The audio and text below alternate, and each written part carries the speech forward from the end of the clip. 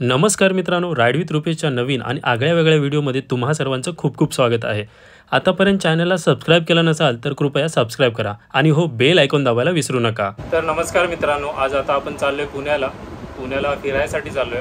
आपली जी ट्रेन आहे गोरेगाववरून ती 9:15ची आहे आणि तिथून आपण CSTला जाणार आणि CST वरून आपली पुण्याची ट्रेन आहे. तर चला.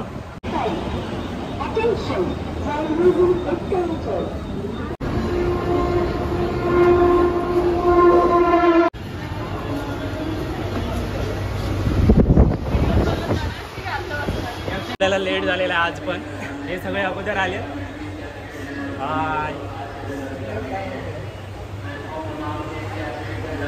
9:15ची लोकल आपण आता पकडलेली आहे. मित्रांनो, आता आपण पोहोचलो आहे छत्रपती शिवाजी महाराज टर्मिनसला आणि आपली ट्रेन आहे. आता कितीची ट्रेन आहे रे मित्रांनो? मला माहिती नाही. 10:52ची ट्रेन आहे. Let's go. तर तुम्हाला माहितीच आहे की CSTला आपल्याला हमाल मिळतात. तर हा एक आपला हमाल आहे, हा मोठा हमाल आहे.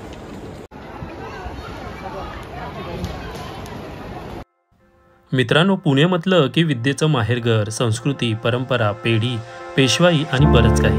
तर आम्ही सर्व 2 दिवसातच संपूर्ण पुणे फिरायचं असं ठरवलं होतं आणि त्यासाठी आम्ही एक ऑनलाईन होमस्टे देखील बुक केला होता. तर ट्रेन सुटायला तर खूप टाईम आहे, पण सगळ्यांना भूक लागली आहे. तर आता आपण जेवतोय. काय मागवले रे? Fried rice, chicken fried rice. आता आपण अक्षय हारलाय. अक्षय हारलाय. हा, अक्षय हारलाय. उद्या पार्टी देणार आपण.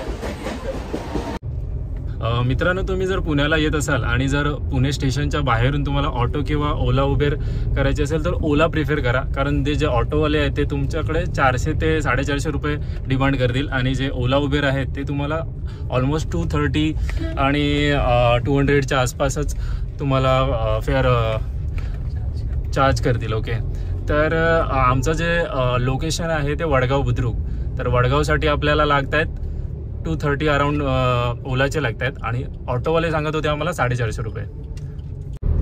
आम्ही पॅराडाईज होमस्टेमध्ये थांबलो, जिथे आम्ही 3 कॉड शेअरिंगच्या रूम बुक केल्या होत्या, ज्या आम्हाला प्रत्येकी 800 ते 1000 रुपये पर पर्सन पर डेसाठी पडल्या, इन्क्लुडिंग फूड. तर मित्रांनो, आता आपण चेक इन केलं आहे आणि चेक इन केल्यानंतर तुम्ही रूम बघताय. एकदम स्पेशियस रूम आहे. हे बघा. ओके, एकदम स्पेशियस आहेत. इकडे बाल्कनी नाही बोलू शकत.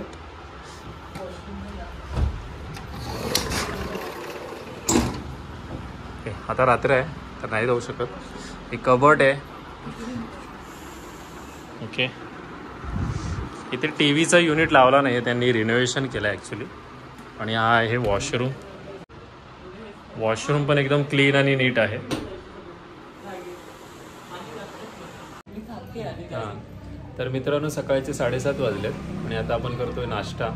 नाश्त्यामध्ये काय काय तुम्हाला दाखवतो. हा आहे उपमा, शिरा, हा आहे ढोकळा आणि आहेत कांदे पोहे. तर आता आपण चाललोय बाईक घ्यायला, जे आपण रेंटल केली आहे आणि एक आपल्याला बाईक कमी पडते, ती आपण आपल्या मित्राकडून अरेंज केली आहे. आपला मित्र सतीश, त्याच्याकडून अरेंज केली आहे. तर आता बाईक घेऊन आता आपण पुढची जर्नी सुरू करणार आहे. तर मित्रांनो, आता आपण 3ही बाईक घेऊन आता चाललो आहे. ही आपली गँग आहे आजची. हाय. ओके, तर हे बुंग म्हणून एक रेंटल वेबसाईट आहे. त्या बुंगवरून तुम्ही तुमच्या बाईक्स रेंटल करू शकता पूर्ण दिवसासाठी. आम्हाला ऑलमोस्ट 500ला पडली ना. हां, 500ला एक बाईक पडली आहे पूर्ण दिवसासाठी. आपला पहिला पॉईंट आहे राजीव गांधी झूलॉजी. हे तुम्ही माझ्या मागे बघताय. कात्रजमधील हे झूलॉजिकल पार्क खरंच खूप छान आहे. इथे तुम्हाला विविध प्राणी, पक्षी आणि 20पेक्षा जास्त सापांच्या प्रजाती पाहायला मिळतात. एंट्री केल्यानंतर प्रथमच तुम्हाला बियर म्हणजेच अस्वल पाहायला मिळतात आणि त्यानंतर हरिण आणि सांबर.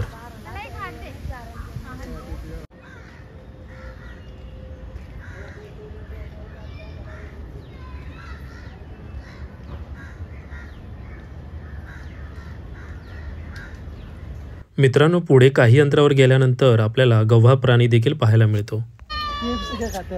ओ लुक बघ कसला दिलाय. फोटो काढा, लुक दिले तुम्हाला.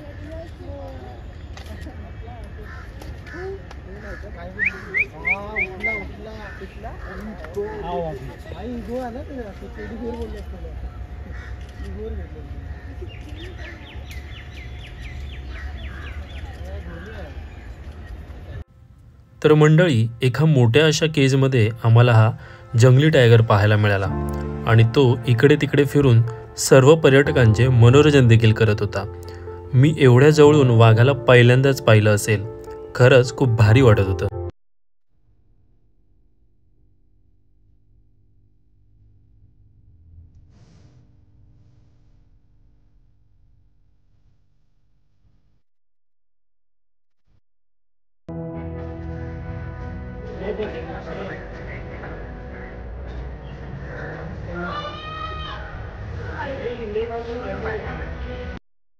काही अंतर पार केल्यानंतर अजून एका केजमध्ये आम्हाला बेंगॉल टायगर देखील पाहायला मिळाला, जो फक्त बसूनच होता.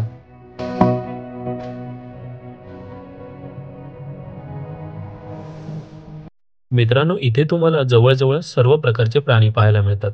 त्यात गव्हा, बेंगॉल टायगर, अस्वल, चित्ता, कोल्हा, नीलगाय, सिंह, हत्ती आणि 20 पेक्षा जास्त प्रकारचे साप.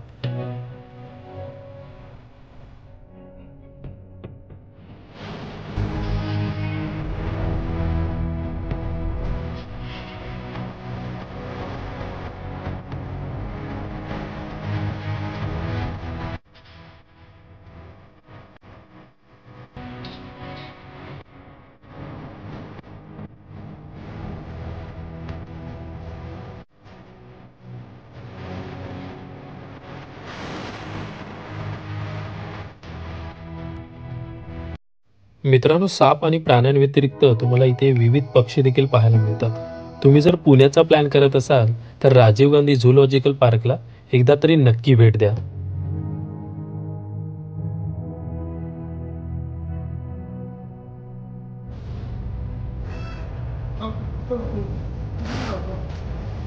झूलॉजिकल पार्क पाहिल्यानंतर आम्ही शनिवार वाड्याला भेट दिली. तर आता जाणून घेऊया शनिवार वाड्याचा इतिहास. पहिला बाजीराव पेशवा यांनी सन 1736 साली 13 खोल्यांचा पेशवांचा राजवाडा म्हणजेच शनिवारवाडा बांधला. हा राजवाडा पेशवांचे प्रमुख ठिकाण होते. हे पुण्याच्या संस्कृतीचे प्रतीक मानलं जातं. सुरक्षिततेला जास्त प्राधान्य देऊन शनिवारवाड्याची रचना करण्यात आलेली आहे. शनिवारवाड्याचे मुख्य प्रवेशद्वार दिल्ली दरवाजा या नावाने व इतर दरवाजे गणेश, मस्तानी, जंभळ, खिडकी अशा नावांनी ओळखले जातात. शनिवारवाड्यासमोर पहिल्या बाजीरावाचा घोड्यावर बसलेला पुतळा आजही आपल्याला पाहायला मिळतो.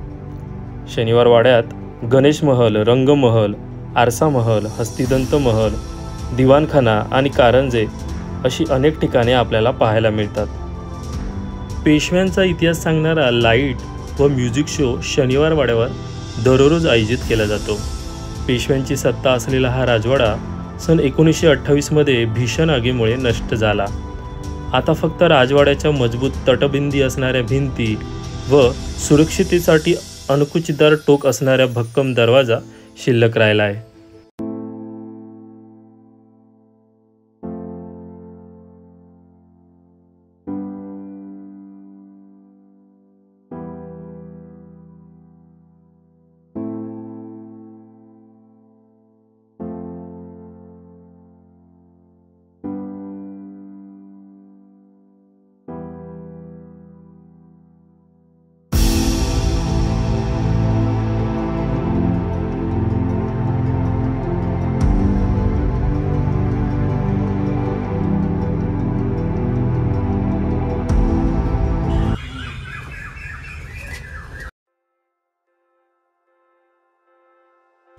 मित्रांनो, दुपारचे 1:30 वाजले होते आणि आम्हा सर्वांना खूपच भूक लागली होती आणि आमचे अजून 2 ते 3 पॉईंट एक्सप्लोर करायचे राहिले होते. मग जातानाच आम्ही एका ढाब्यावर जेवायला गेलो. ढाब्यावर जेवून आम्ही पुढे पु ल देशपांडे गार्डनला जायचं असं ठरवलं. पु ल देशपांडे उद्यान पुण्यातील सिंहगड रोडवरती स्थित आहे आणि याची रचना जपानी उद्यान पद्धतीची आहे. या उद्यानाला ओकोयामा फ्रेंडशिप गार्डन असं देखील बोललं जातं. 10 एकरमध्ये पसरलेले हे गार्डन खरंच खूप सुंदर आणि सुबक आहे बघा. इथे येणाऱ्या पर्यटकांसाठी प्रशस्त पार्किंगची देखील सुविधा उपलब्ध आहे. प्रसिद्ध मराठी चित्रपट दुनियादारीच्या बऱ्याचशा प्रसंगांची आणि गाण्यांची शूटिंग याच गार्डनमध्ये करण्यात आली होती. पु ल देशपांडे उद्यानानंतर आम्ही थेट संत तुकाराम महाराजांच्या देहू आळंदीला भेट दिली. तर मित्रांनो, आता आपण आलो श्री क्षेत्र देहूवरती आणि आता पुढे चला आता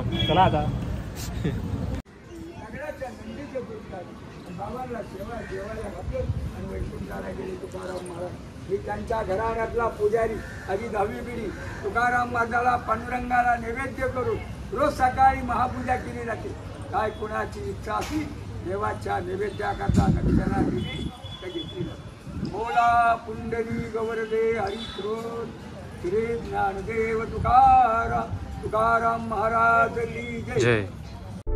संत तुकारामाला वैकुंठाला पाठवण्यापूर्वी त्यांचे विचारच नष्ट करायचे असे ब्राह्मण लोकांनी ठरवले आणि तुकारामांच्या घरात घुसून त्यांनी लिहिलेली गाथा आणि तुकारामांना घेऊन इंद्रायणी काठी आले. त्यांनी पांडुरंगावर तुझी भक्ती आहे का असे संत तुकारामांना विचारले. तुकारामांनी हो म्हटले. मग सनातन्यांनी गाथेला मोठी शिळा बांधून गाथा इंद्रायणीत बुडवली. तुझी भक्ती खरी असेल तर पांडुरंग गाथा जशीच्या तशी आणून देईल असे सांगितले. तुकारामांनी आयुष्यभर मेहनत करून लिहिलेली गाथा इंद्रायणीत बुडवल्यामुळे त्यांना खूप वेदना झाल्या. 13 दिवस ते इंद्रायणी काठी अन्न पाण्याविना बसले होते. या काळात तुकाराम महाराजांवर प्रेम करणारे बरेच वारकरी संप्रदायाचे लोक आम्हाला तुमचे सर्व अभंग पाठ आहेत, तर आपण परत एकत्र बसून गाथा तयार करू आणि त्याप्रमाणे सर्वांनी एकत्र बसून परत गाथा तयार केली. माणसाला मारून त्यांचे विचार कधीच मरत नसतात हे या प्रसंगातून दिसते. इंद्रायणी काठी वसलेले हेच ते गाथा मंदिर, जिथे संत तुकाराम महाराजांच्या सर्व गाथा भिंतींवर कोरलेल्या आहेत.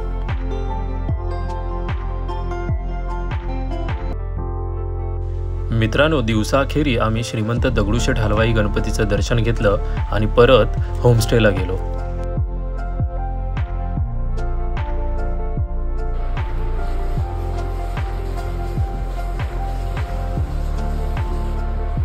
मित्रांनो, रात्रीचे 11:30 वाजलेत आणि आता आम्ही दोघेजण जेवायचे राहिलेत. बाकी सर्वजण जेवून झाले. आता आम्ही जेवतोय आणि जेवल्यानंतर आता आपण बघू पुढचे काय करणार आहे.